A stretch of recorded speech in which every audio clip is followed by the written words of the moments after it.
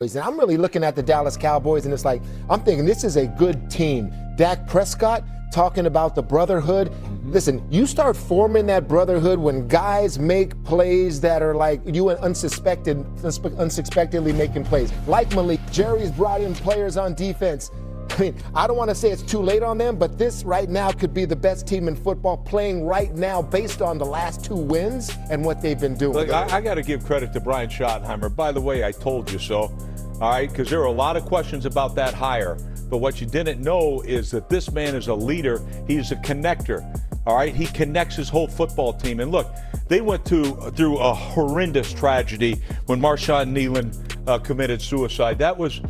And then they came back and played 2 games against the Super Bowl Eagles team. Both of them. And the Raiders first. And it won both of those games, right?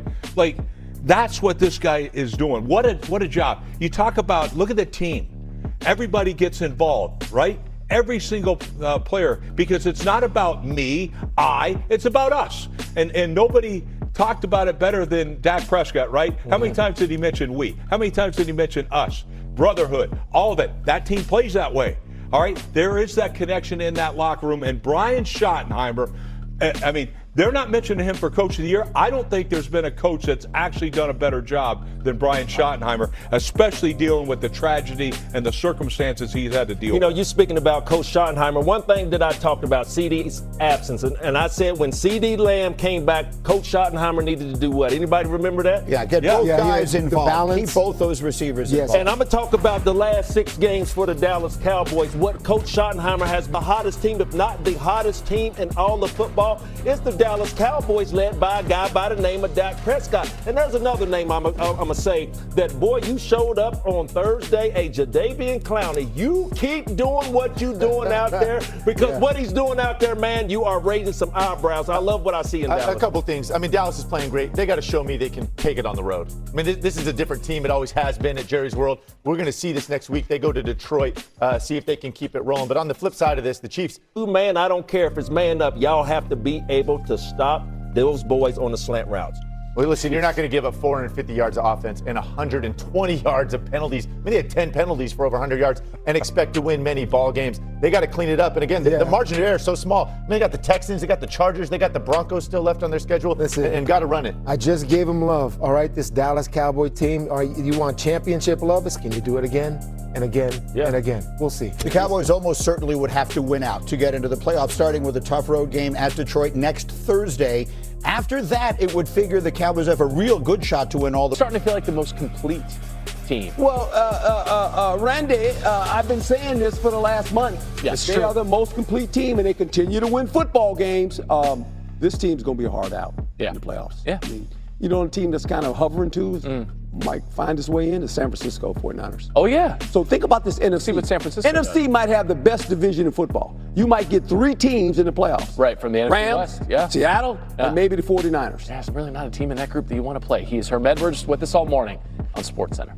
SportsCenter AM. We're already 4 games deep into Week 13, but one of the best quarterback matchups of the slate is actually in the Steel City, Steelers and Bills. And it's confirmed we're going to have Josh Allen opposite Aaron Rodgers. Aaron, who turns 42 years old on Tuesday, is dealing with a wrist fracture in his non-throwing wrist that kept him out of a non-winning game for the Steelers in Chicago last week. Sal Paolantonio joining us live from Pittsburgh. Is that snow on the field? No, it's a tarp. Okay, Steelers hosting the Bills. What should we be focused on, Sal, in this matchup today? Hey, Randy, happy Thanksgiving to you and Gary and everybody back there in Bristol. Hope you had a nice Thanksgiving. We are here. As you said, big matchup between 2 quarterbacks, Bills and Steelers.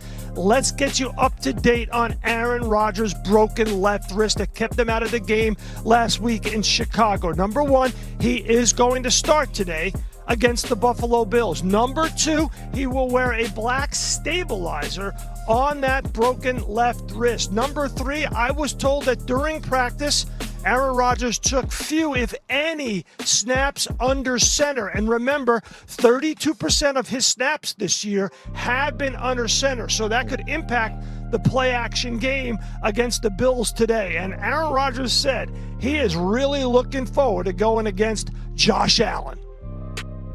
I love the way he carries himself.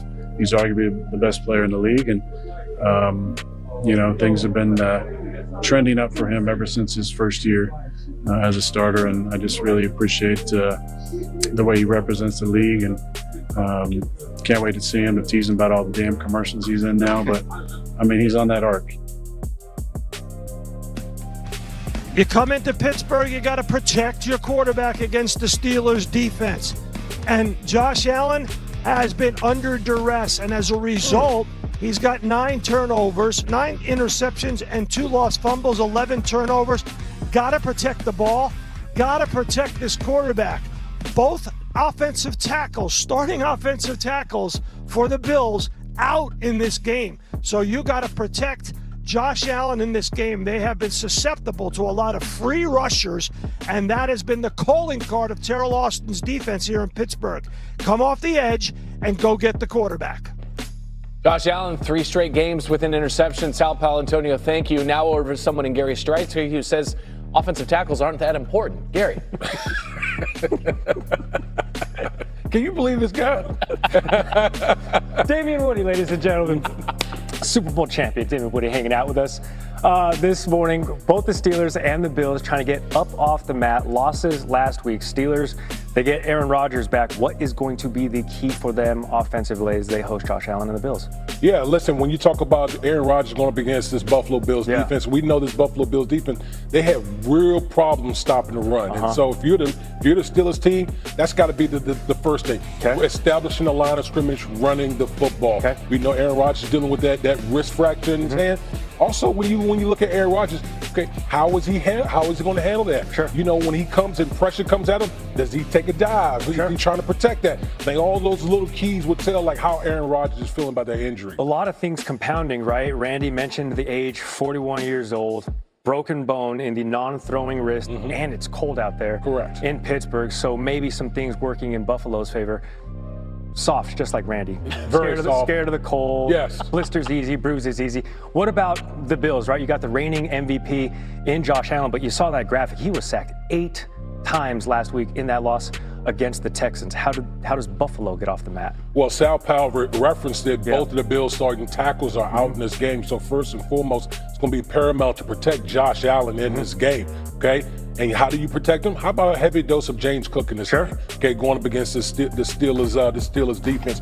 We also know the Steelers defense is susceptible to the deep pass plays, chunk plays in the passing game. They're 31st in the league, okay, pass defense. So if given time, Josh Allen will be able to carve this defense up. But it starts with James Cook establishing that line of scrimmage right there for the Buffalo Bills. It's interesting. The Bills have one more win than the Pittsburgh Steelers, but they don't lead their division because they're looking up at the Patriots. Meanwhile, the Steelers trying to maintain pace in the AFC North. Damian Woody dropping knowledge this morning on SportsCenter. Thanks, D-Dub.